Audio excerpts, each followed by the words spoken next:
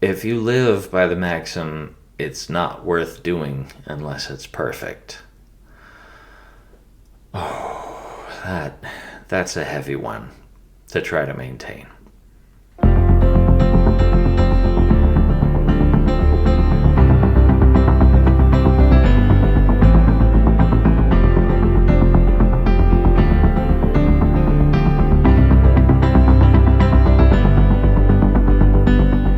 Hello again, this is Jeremy. Last time we talked about difficulties in being consistent. This time, let's talk about the 5 perils of perfectionism. Perfectionism is something I unfortunately have a lot of personal experience with from a young age. I told you last time that good is better than perfect. I'm sure that some of you would have some pushback against that, but let's make sure that we're on the same page about what I even mean when I say it. So, last time we talked about building your capacity and how that perfectionism actually hijacks the pursuit of building your capacity.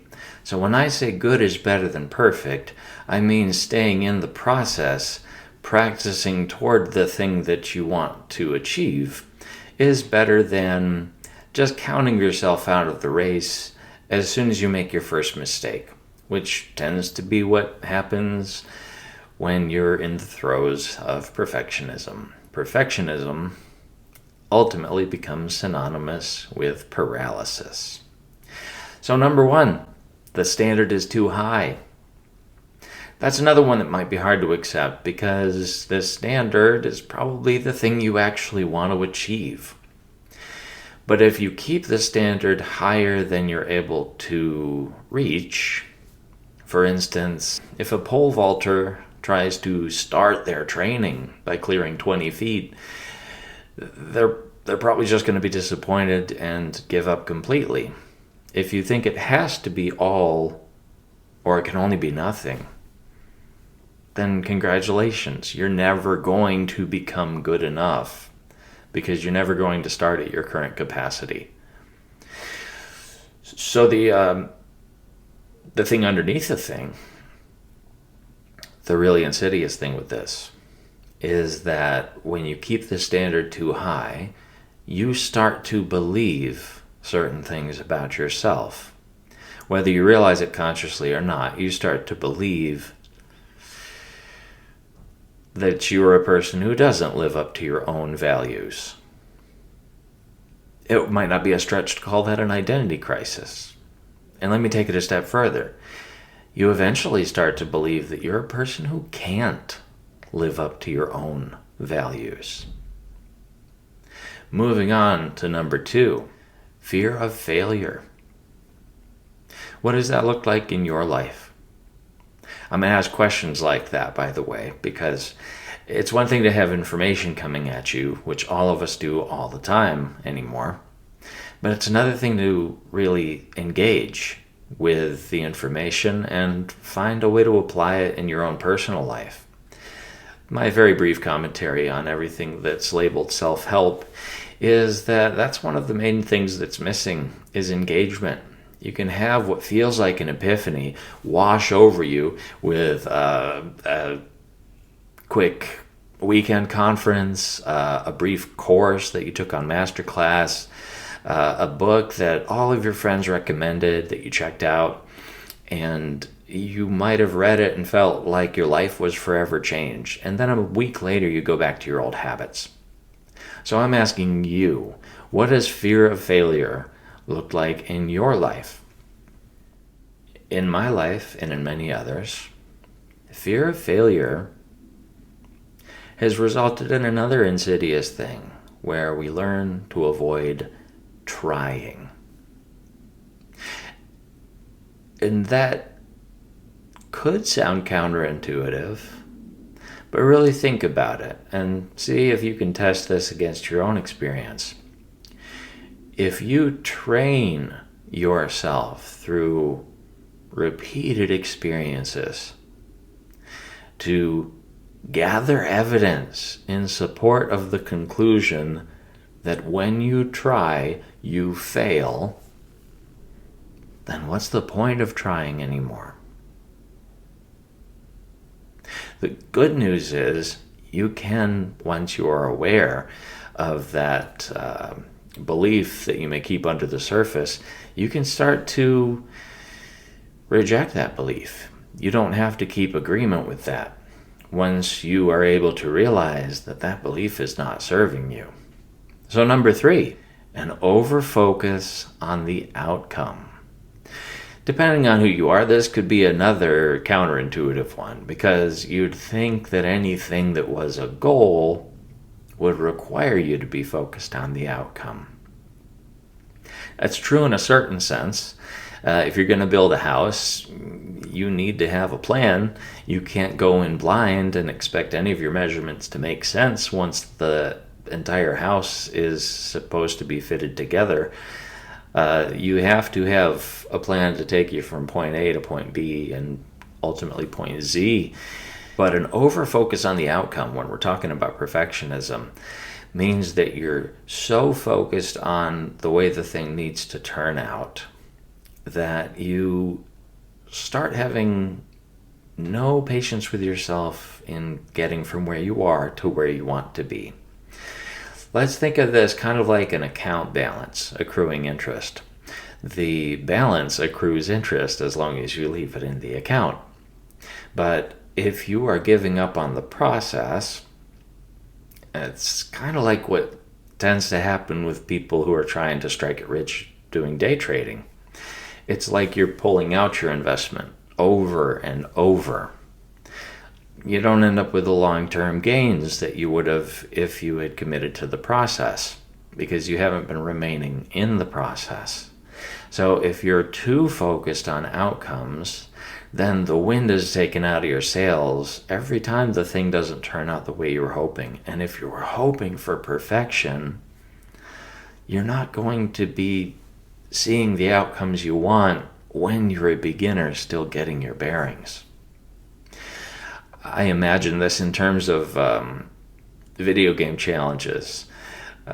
Imagine you're trying to do a flawless run of a game, and the rule that you've given yourself is it has to be completely flawless. So if you take any damage from a single enemy, you have to start the entire game over back at the beginning. If you put that kind of pressure on yourself in real life, good luck getting anything off the ground. Our mistakes are how we learn. Number 4, the most merciless critic. I know that you're no stranger to hearing this, but you are your own worst critic. Not even the comment section is as bad to you as you are to yourself when you're struggling with perfectionism. It seems like we've been sold something very false, especially in this generation. There's that idea that everything that's out there already looks flawless, and so you have to look flawless too. Your real face needs to be an Instagram filter for you to even be entry-level good, let alone having an edge on the competition. So there's two things there. There's the thing I just said, but then there's the fact of it already feeling like competition, where you feel you can't just be yourself and expect to belong. That catches up to you fast. And it's good we're introducing this concept in this video, but that's worth coming back to in a more dedicated topic when it comes to dismantling that, because for many people that takes a lot of dismantling, and it may take a lot of therapy. If you've learned to hate yourself, if you've learned to try to use shame as your primary motivator, or as a motivator at all, then you may find that you have to reroute a lot of wiring inside your mind in order to get yourself back into a healthy place where you can be at ease and do the thing for doing's sake, and be who you are and do what you do because it's how you want to spend your time, your energy, your life. And then number 5, and maybe this one is obvious, number 5 is exhaustion. There is a deep fatigue that comes with perfectionism. If you live by the maxim, it's not worth doing unless it's perfect. Oh, that's a heavy one to try to maintain. I'm an artist, not by profession, but I'm a creative, and I've always run with creatives. I'm thinking of somebody who once told me they knew that their present-day skill level wasn't enough to achieve that thing that they wanted to make. So, consciously, they weren't even taking any steps toward it. That's a hard thing to hear, especially if it's from somebody that you care about, when you want the dreams of their heart to see the light of day. But it's also baffling on one level, right? On a logical level, if you want something, you have to take steps toward it.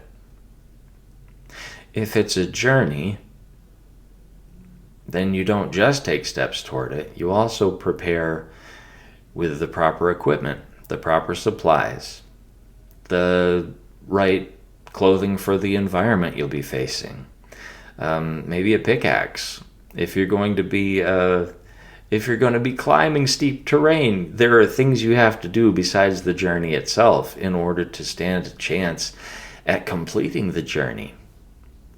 So if you want to make a bestseller and you're not practicing writing,